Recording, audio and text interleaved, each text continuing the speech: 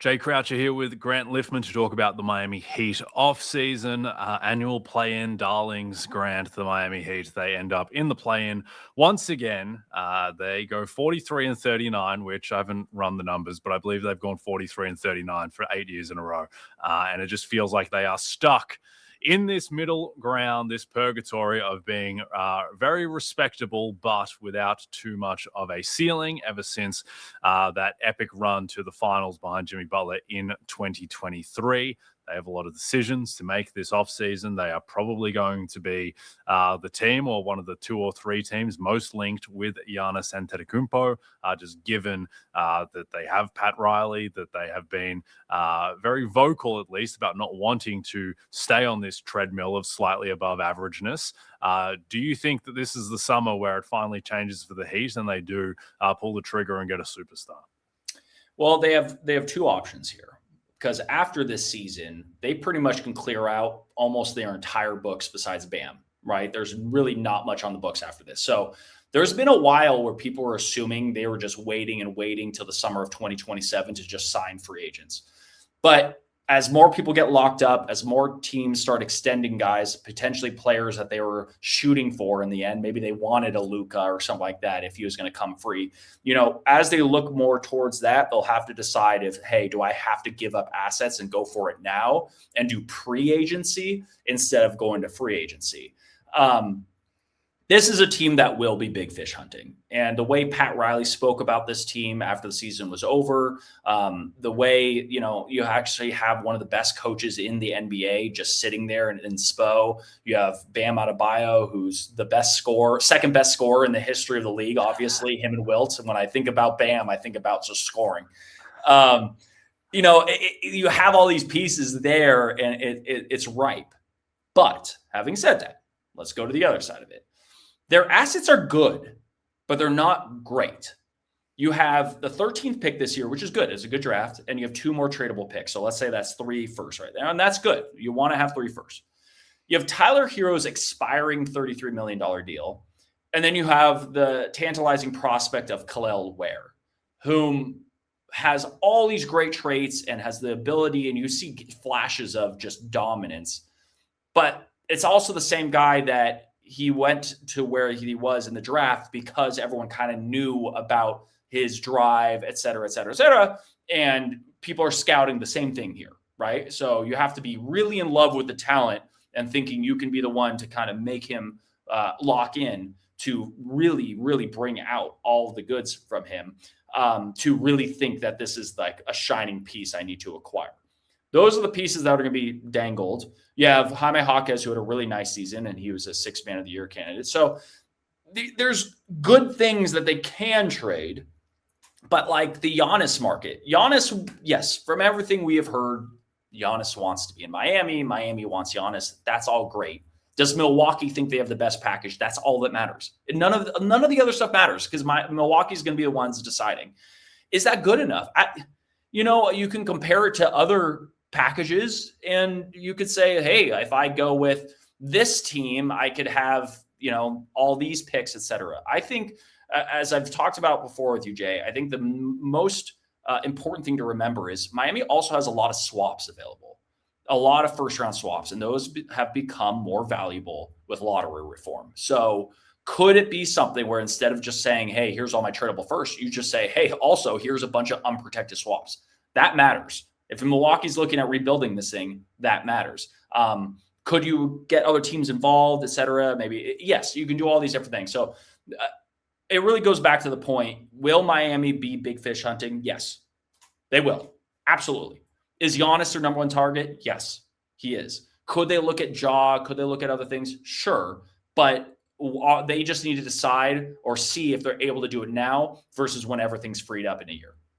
Yeah, I think the interesting thing to me with Miami is that this team, like, who is actually a building block for the future on this team? Who is actually super appealing to a team that wants to trade a superstar as a future piece? To me, it's a team that's defined by like Pelle Larsson, who's really solid, and I enjoy Pelle Larsson's work, but no one is really buying tickets to the Pelle Larsson show. He is merely solid, and it's a team of merely solid players. Davion Mitchell, same boat. He's had an excellent little career renaissance in Miami, but again, doesn't move the needle at the highest level. I think Tyler Hero has actually become kind of underrated, where everyone focuses on his defense, but offensively, he is, an outlier talented shooter. And we saw that at the end of the play-in game against the Hornets, where he went off by himself. But the fact that he takes as difficult a shot diet as he does, he creates so much of his offense is self-created. He can be catch and shoot as well, and to be above 60% true shooting 2 years in a row. I think Hero is an exceptional offensive player, but defensive limitations, it didn't work at all with him and Norman Powell, which I don't really understand why it didn't, at least on offense, because they can both shoot the ball so well, but defensively, that was just not a pairing that worked. And so Bam Adebayo is going into his year 29 season. He is the only real building block, I think, that you feel good about on this team. Now, if they don't make a trade, Grant, for a Giannis type or a Kevin Durant, do you think Tyler Hero is on this team next year? Because, as you mentioned, he is due for an extension, and it seems like the clock is ticking there. Yeah, I'd probably guess that he at least makes it to the trade deadline, because as they reevaluate things again, Norman Powell's the big name that they have to look at free agency wise. The guy was an all-star this year. Yeah. He was sensational, right? And so they need to lock him up, and you need to think that in their minds, maybe they say, hey, Norman Powell, Giannis, and Bam gets us to where we need to be, plus some other pieces. But you're right. Like there's no tantalizing talent that you have to say, I need this guy. In terms of Tyler Hero, I fluctuate all the time on him, because the biggest difference between him and, let's say, a Zach LaVine is that Tyler Hero has history of winning, right? We don't know how much is him versus his team, but it doesn't matter. Zach LaVine has not won, and Tyler Hero does. And that's why I'm talking about just tantalizing offensive talent, right? And so that's what's always made Tyler Hero a little bit interesting, is that, like, the guy has won before. And so he's not somebody who's just out there trying to get his numbers.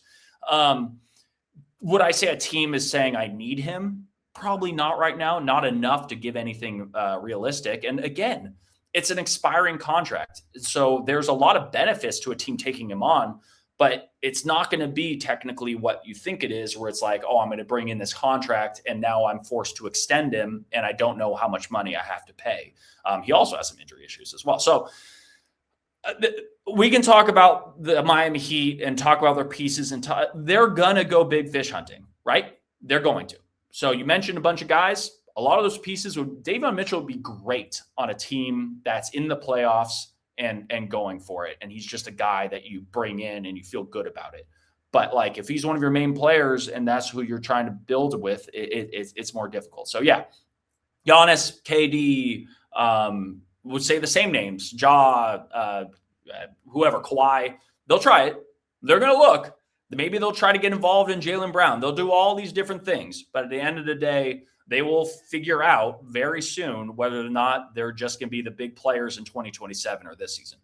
Indeed. All right, we'll leave it there with the Heat. One last note I wanted to get in, though, is just as I was looking through the contract situations, I just wanted to highlight that Nikola Jovic has signed a 4-year, $62 million contract, which now stands as perhaps the strangest contract in the NBA. The fact that was signed and that he was really a non-entity on the team last season. But, you're going to take some swings and misses when you're living in this world of slightly above averageness, hoping to find a gem that propels you. Don't think it's going to be Nikola Jovic. But anyway, huge offseason coming up for the Heat. I suspect that this team is not going to look the same next season. Hit subscribe for more news, highlights, and analysis from the NBA on NBC.